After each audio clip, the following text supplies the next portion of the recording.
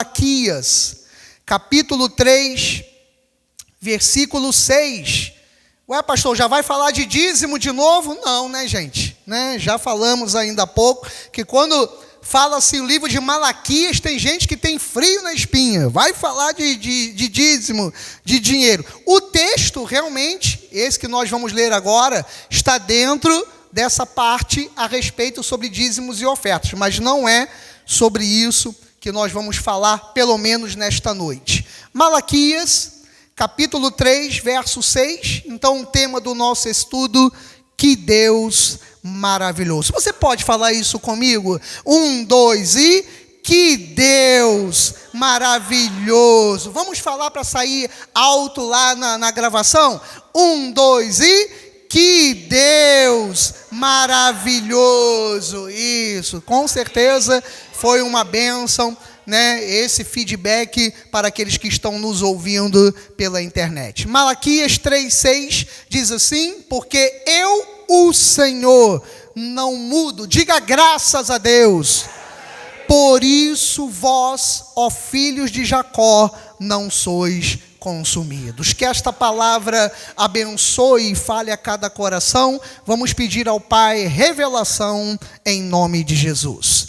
Pai santo e bendito, mais uma vez louvamos e engrandecemos ao teu nome. Muito obrigado, meu Deus, por esta oportunidade. Nós estamos em tua casa e te peço, Senhor, que esses próximos 30, 35 minutos sejam realmente de revelação, que o teu Espírito fale conosco, nos mostre o Deus maravilhoso que tu és, e que quando nós sairmos daqui, saiamos transformados e renovados pelo teu poder. Fala-nos, ó Deus, segundo o teu querer e tua vontade, em nome de Jesus, para a tua glória. E a igreja do Senhor, a igreja bendita em Deus, diga amém. Amém. Graças a Deus. Meus amados irmãos, nação santa, povo de propriedade exclusiva de Cristo Jesus. Quando eu conheci o Evangelho da graça de Deus, uma das coisas mais tremendas e maravilhosas e que eu aprendi e que trouxe admiração ao meu coração foi falar sobre o amor de Deus e sobre, vou falar uma palavra difícil agora, espero que saia, sobre a sua imutabilidade. Consegui, falei quase em línguas, Viviane. Shakamantarabasai, já disse aí o diácono Marcelo Matos, já falei até em línguas. A imutabilidade de Deus, que significa que Deus não muda. Traduzindo, Deus não muda, É maravilhoso isso. Isso é o Evangelho. E o problema é que durante os séculos, o homem tentou entrar no Evangelho. Ele tentou misturar a sua incapacidade de ser totalmente fiel e misturou isso com Deus. Então nós passamos a ter dentro da igreja de Jesus algumas doutrinas que não estão na Bíblia Sagrada. Por exemplo, livre-arbítrio quanto à salvação. Dizer que a salvação se perde. Falar que é possível um homem perder a salvação, isso é uma afronta a Deus. É uma afronta à Bíblia. É uma afronta, como eu já disse, a duas situações: ao amor de Deus e à sua imutabilidade. Ou seja, que Deus ele não muda. A coisa é tão séria que o Senhor falou aos hebreus que ainda que nós fôssemos infiéis, se houvesse essa possibilidade, ele o quê? Ele permaneceria fiel, porque ele não pode negar-se a si mesmo. Não é por nós, é por ele. A Bíblia diz que a respeito de Abraão, ele não tendo por quem jurar na terra, quando ele fez a promessa a Abraão, não tendo a quem jurar, por quem jurar, ele jurou por si mesmo. Então Deus olhou a terra e falou: bom, eu vou tentar jurar pelo pastor Marcelo. Deus me livre, Deus falou, Deus me livre. Como é que eu vou jurar pelo pastor Marcelo? Como é que eu vou orar, jurar por Davi?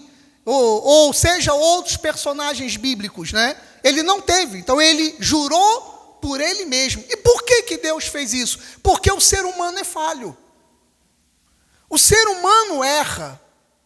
O ser humano sempre vai nos decepcionar. Seja aquela pessoa que nós mais amamos, ou uma pessoa da rua que nós nem conhecemos. O ser humano, onde tem o ser humano, preste atenção nisso, tem problema. Nós acabamos de falar aqui no momento administrativo que essa igreja, ela trabalha muito na internet com a situação daqueles que estão afastados das igrejas. Né? Então é uma dificuldade. Nós temos hoje aí em torno de 30% daqueles que se dizem cristãos evangélicos no nosso país não frequentam igreja nenhuma. Por quê? Porque eles se machucaram dentro das igrejas. Eles se machucaram. Ah, pastor Marcelo, que legal poder ouvir essa palavra. Significa então que no Ministério Graça, em adoração em Cabo Frio, vocês são perfeitos e vocês não machucam ninguém. Claro que nós já machucamos pessoas aqui. É claro que nós já machucamos. Sabe por quê? Porque não existe lugar perfeito onde o ser humano está. Não existe. Por isso que quando eu escuto, por exemplo, desculpe a redundância da palavra, falo novamente. Quando eu escuto um casal dizer, não, nós não brigamos, nós somos os céus na terra. São os que mais se quebram, mais se arrebentam, ainda que seja em silêncio. Mas um dá um tapa na orelha do outro. Porque não existe, gente. Não existe. Vou falar olhando para a câmera e para você que preenche as cadeiras aqui. Não existe casamento perfeito, não existe amizade perfeita, não existe família perfeita, não existe igreja perfeita, mas existe um Deus perfeito. Aí é que é maravilhoso, minha querida irmã Deise. É que existe um Deus perfeito. Um Deus que não muda. Um Deus que não vai mudar por causa do meu próximo pecado. Ih, pastor, não fala isso não, porque então o senhor vai abrir aí um leque para eu fazer o que eu quiser. E você vai sofrer as consequências disso. Deus, ele não muda, mas as consequências, elas vêm. Elas vêm.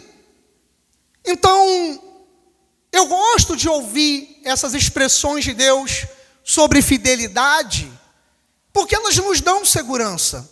Repito, talvez quando começamos o Evangelho, eu aprendi, né, que hoje eu estava salvo e que amanhã eu posso não estar mais. E que segurança é essa? Imagina você estar dentro de um trabalho em que você começou no emprego hoje, e hoje, no teu primeiro dia de trabalho, o teu chefe ou o teu patrão já começou a te ameaçar. Se você não fizer isso, amanhã você vai ser mandado embora. Ainda hoje, você vai ser mandado embora. Você imagina você ficar 8 horas por dia dentro de uma empresa com o teu chefe ou com o teu patrão te ameaçando mandar embora. Meu amigo, vai chegar uma hora que tu vai jogar para o alto e vai dizer, fica com o teu trabalho, fica aí com o teu emprego, que eu estou indo embora porque eu não te suporto, que eu não te aguento mais.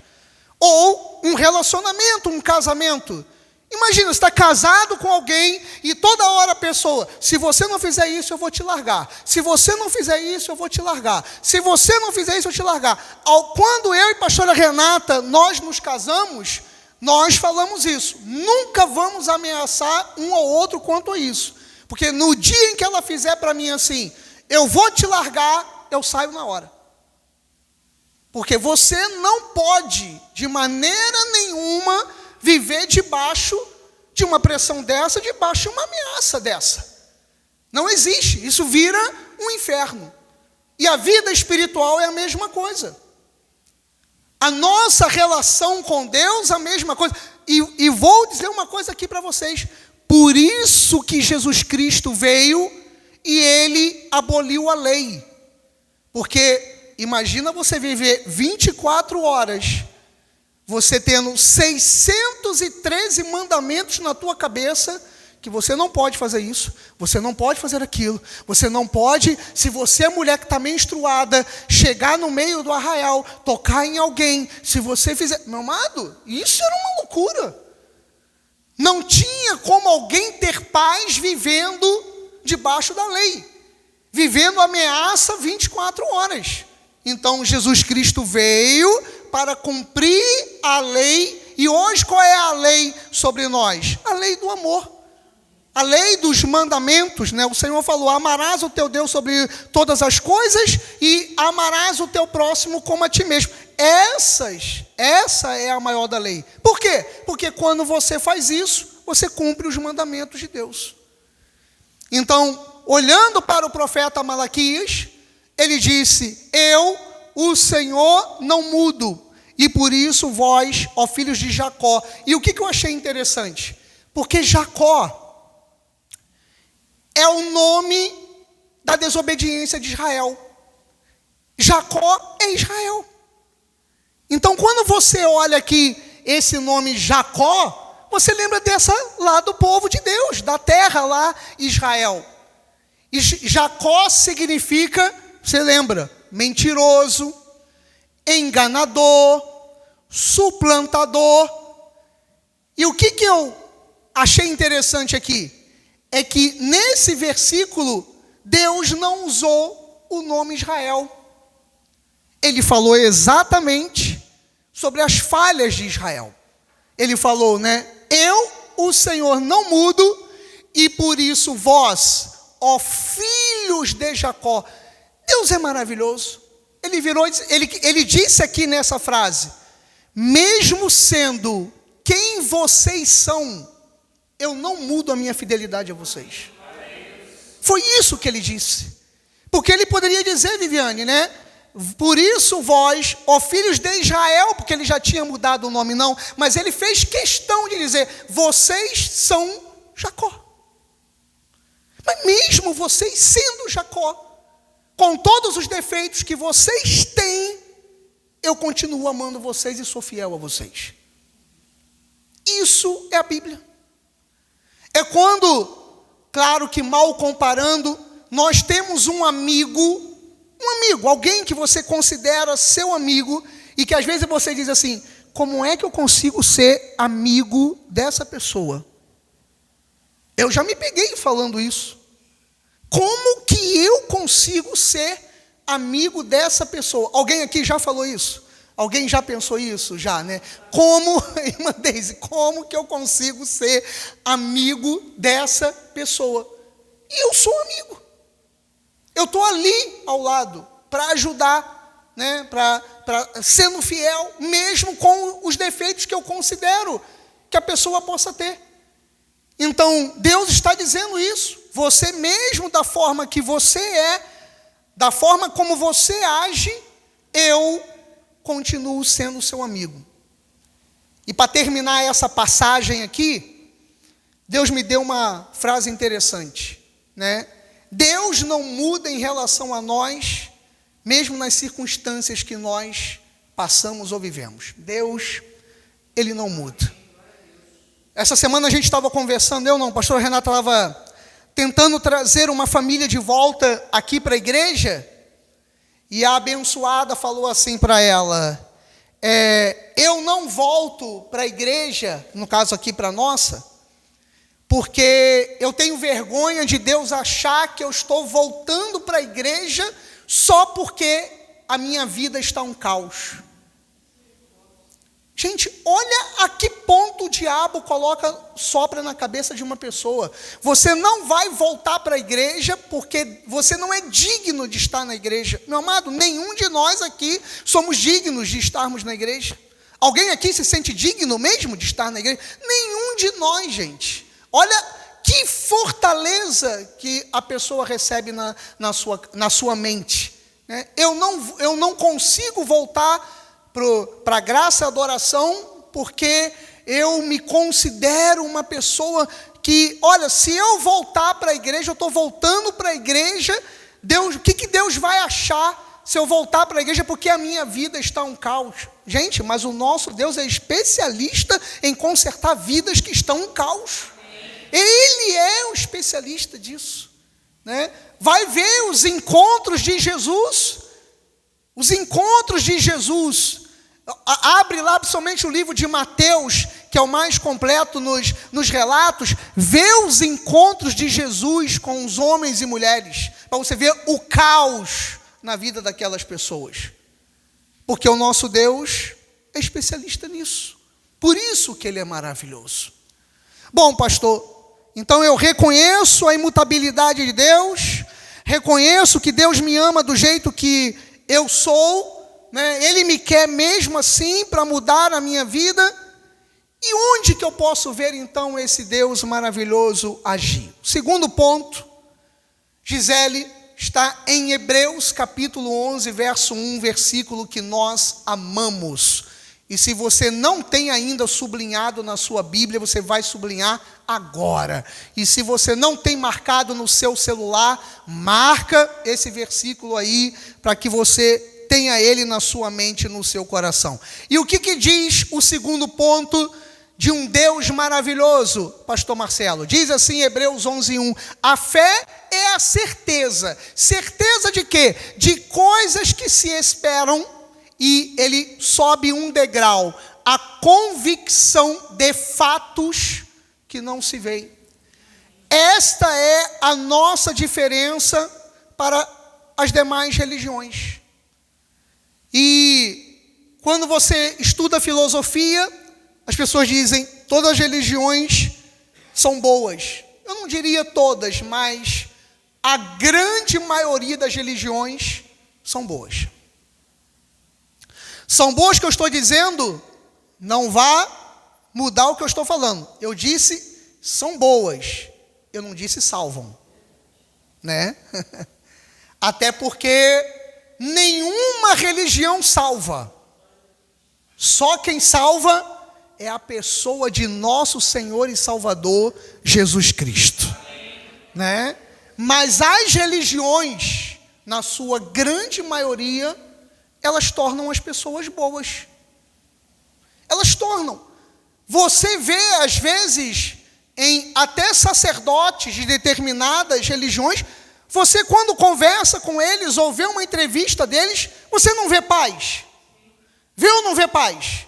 Uma irmã, uma freira católica, né? Você vai conversar com uma senhora dessa, como é que você vai olhar para ela e dizer que ela não transmite paz naquilo que ela fala, né? Como é que você vai dizer que não transmite paz? Então, existem religiões que fazem isso. Mas a diferença, meu amado, é que nenhuma delas, dentro de um Deus maravilhoso, ela pode, diante das dificuldades que nós passamos, termos duas atitudes. A primeira, de certeza, e a segunda, de convicção. Você sabe por que hoje nós estamos aqui em Cabo Frio reunidos? Porque pessoas morreram convictas de que seriam salvas. E por isso o cristianismo não morreu. Quando Roma falou juntamente com os fariseus, os líderes judeus, vamos matar o cristianismo, vamos matar Cristo, eles entendiam que aquilo ali ia passar. Só que depois que eles mataram Jesus, aí é que foi pior. Porque correu a notícia que Jesus ressuscitou. E outra coisa aconteceu, é que os discípulos de Jesus, eles morriam por Jesus. Morriam pela fé. E isso correu tanto, que hoje em 2025, nós estamos reunidos aqui numa noite de domingo, falando desse homem que morreu e ressuscitou. Então, olha só, como é que a notícia ela correu muito mais. Aí eu te pergunto, né, vou te fazer duas perguntas. Alguém aqui ama Jesus Cristo de coração? Diga amém. Amém. Nós amamos Jesus com todo o nosso coração. E aí a segunda é, alguém aqui viu Jesus? Você já viu Jesus? Você sabe como é que é o rosto dele realmente? Nós não sabemos, gente. E como é que nós amamos alguém que nós nunca vimos? Nós amamos alguém apenas pelo que ouvimos. E como nós conseguimos isso? Através da fé. Terceira pergunta: alguém aqui é crente desde que nasceu? Quem aqui é crente desde que nasceu? Ainda tem uma parte da igreja, né, que é crente desde que nasceu. E por que você não se afastou? Por que você não se desviou? É o que, pastora Renata? Não teve nem tempo para isso. Não teve nem tempo para isso. Porque você colocou a fé na sua vida esse tempo todo. Como a pastora Renata, que desde criança, ela já nasceu num berço evangélico. Porque nós colocamos a fé. E repito, essa fé, outra religião não tem condição de nos oferecer. Porque a fé, ela é inabalável diante das nossas adversidades. E outra coisa, vou ser mais profundo agora. A fé, ela é tão maravilhosa que ela é a única explicação. Preste atenção. A fé, ela é a única explicação porque que até agora a gente não desistiu. É verdade ou não é verdade? É verdade. A fé é a única explicação porque que até agora a gente não desistiu. Não desistiu da igreja, não desistiu do casamento, não desistiu do trabalho, não desistiu daquilo que nós estamos fazendo. Por quê, meu amado? Porque quando a gente em algum momento pensa em desistir do tratamento médico, desistir de alguma coisa, vem aquilo na minha mente, no meu coração e no seu. E se for hoje que as coisas mudam? E se for amanhã? E se for daqui a pouco? Né? Então, quantas pessoas olham para mim, para você, e dizem assim: como é que ele aguentou? Como é que ela aguentou? Nós aguentamos, amados, não por causa da certeza, nós aguentamos por causa da convicção. A convicção, ela vai além da certeza. A convicção é que diz assim: olha, eu posso passar o que for, mas eu não olho para trás. Paulo, o apóstolo Paulo, que não viu Jesus, quando eu digo humanamente, ele viu na glória, ele disse: nada pode me separar do amor de Deus que está em Cristo Jesus, nosso Senhor.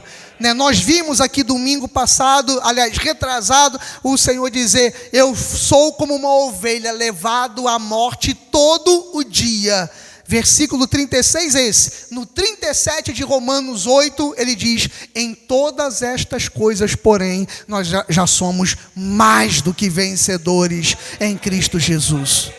Semana passada, nós ouvimos aqui Filipenses 4, 11 e 12. E o apóstolo Paulo dizia assim: eu aprendi a viver contente em toda e qualquer situação. Tudo posso naquele que me fortalece. Gente, isso é fé pura.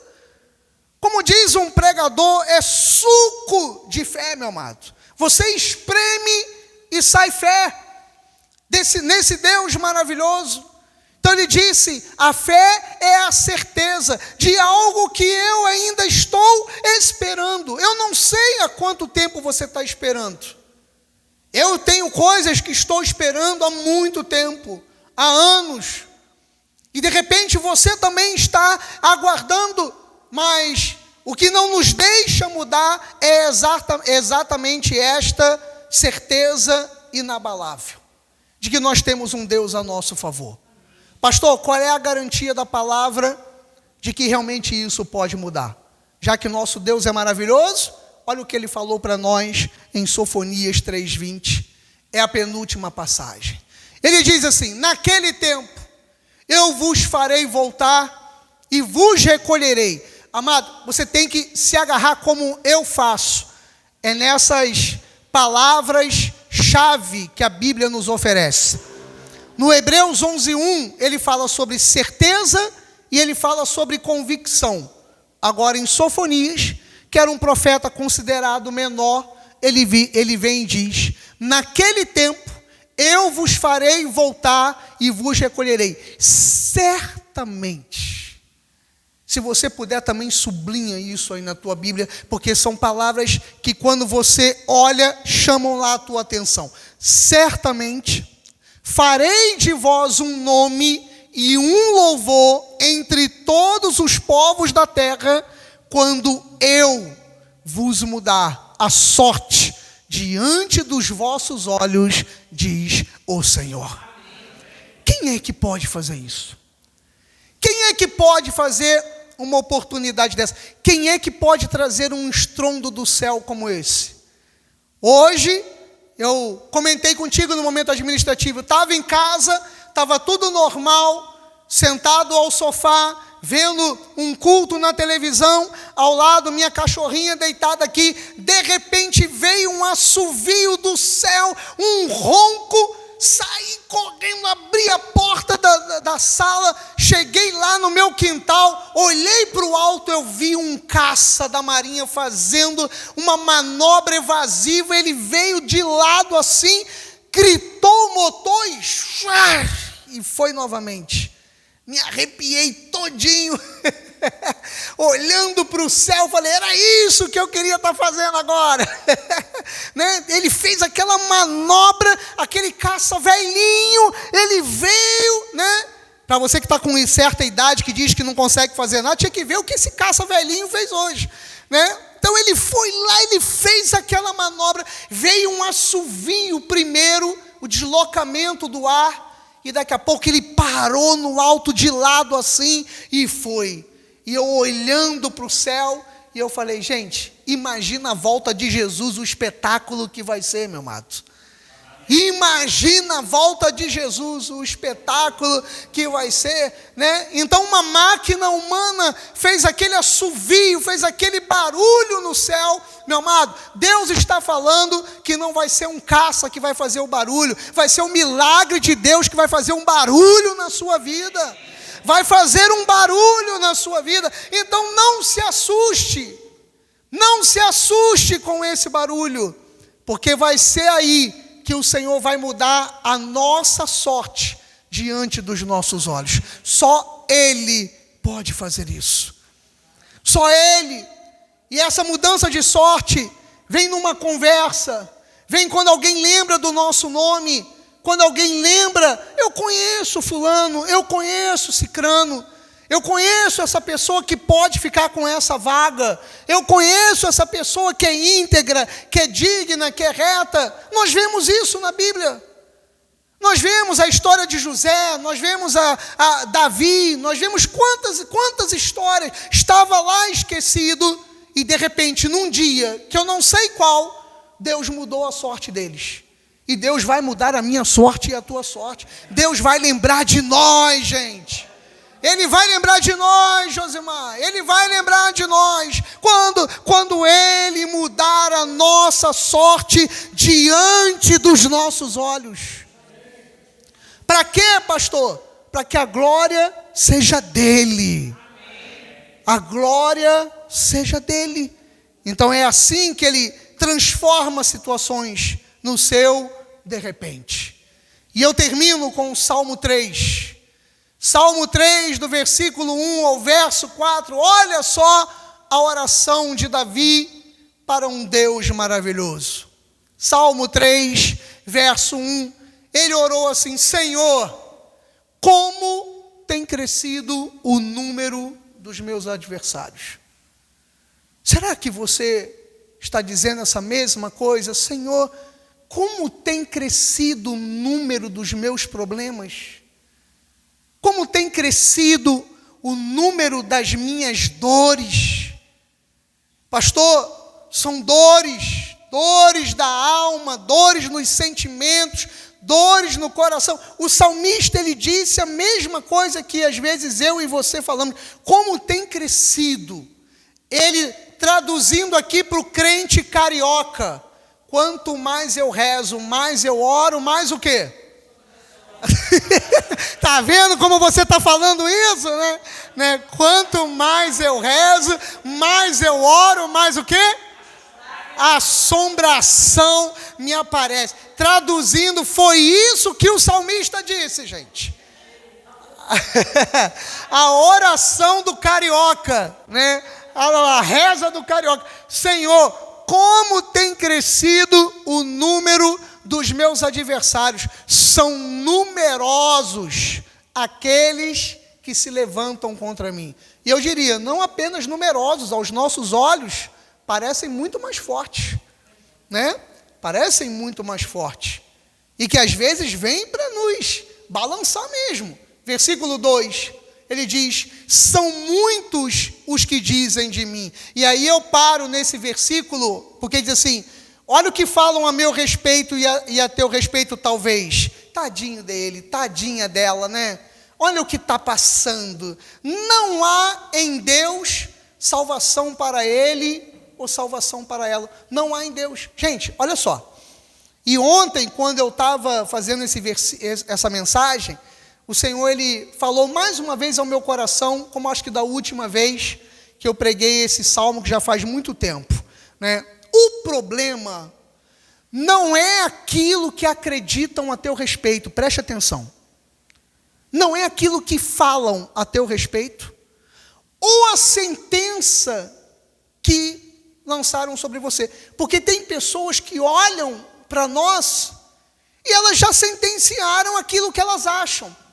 Então, tadinho do pastor Marcelo, tadinha da pastora Renata, tadinho de você, né? E a pessoa olha e ela lança aquilo. Mas o problema não é aquilo que pensam ou que falam a meu respeito e a teu respeito, mas aquilo que nós achamos. Essa semana, eu estava vendo um filósofo, o filósofo, ele acaba que ele estuda todas as religiões e ele fala de várias coisas, e esse filósofo, ele não é crente. E ele tem até um jeito assim meio homossexual, mas ele deu uma palavra muito interessante, e aí no final do discurso dele, da palestra dele, ele me, assim, como é que eu diria? Me surpreendeu. Foi quando ele começou a falar da palavra. E ele chegou no final, falou sobre Provérbios 23, 7. Você lembra do que está escrito em Provérbios 23, 7? Alguém aqui lembra? Eu gosto muito de usar essa palavra aqui, não é possível, né? Que você não lembra. É o que, pastora Renata? Imagina na sua alma, é o quê?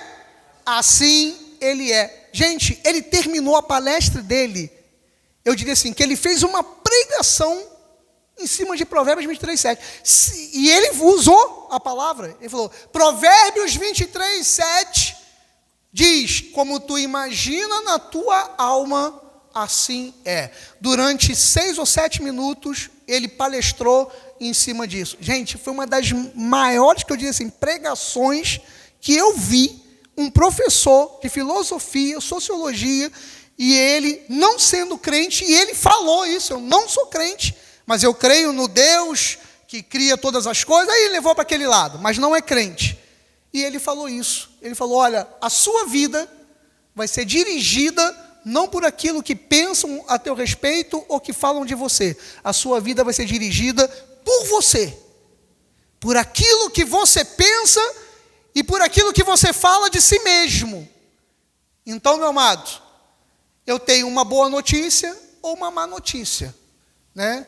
A tua vida tem tudo para dar errado, e a minha, se a gente continuar com esses pensamentos. Agora, a minha vida e a tua vida tem tudo para dar certo, se a gente pensar da maneira que Deus pensa a nosso respeito, que foi mais ou menos isso que ele disse. Então, o que tu imagina na tua alma, assim é, assim será. Então, muitas vezes alguém diz assim para mim e para você, não há em Deus salvação para ele ou para ela, mas não importa o que estão falando ou o que estão pensando, o que importa é o que Deus pensa a meu respeito e a teu respeito. Versículo 3, e ele diz, porém tu, Senhor, és o meu escudo, tu Deus, és a minha glória e o que exaltas a minha cabeça.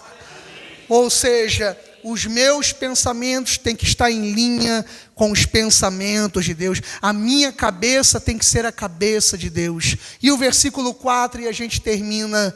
Olha lá. Com a minha voz, clamo ao Senhor. Meu amado, como tem feito bem isso? Que eu tenho feito aqui dentro da igreja, eu tenho feito dentro do meu carro, eu tenho feito, sabe, em lugares que Deus permite eu orar, sabe? Abra sua voz, levanta suas mãos aos céus e clama a Ele.